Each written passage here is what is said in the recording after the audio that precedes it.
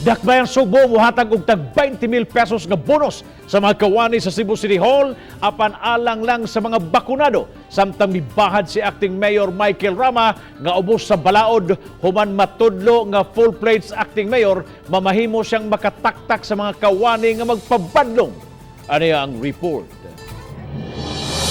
Sa sinimanang flag raising ceremony sa unang gisukna ni Acting Mayor Michael Rama kung pila ang bonus nga hatag sa dakbayan ngadto sa mga kawani. Nangutana siya kung 5,000 pesos pa, 7,000 o kaha 10,000 pesos. Gitubag siya sa mga kawani nga higher kung mas taas pa. Tungod niini, iyang gipahibaw ang mga kawani nga mohatag ang dakbayan og 20,000 pesos apan gikinahanglan pa kining aprobahan sa Cebu City Council.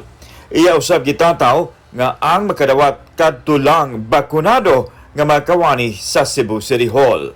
Isang kamot ang nabakunahan. Muna palihog, John Casas, Susan Ardusa, Maru, I am very serious. Dili na to i-release ang bonus kung dili mabakunahan ang wa kabakunahin.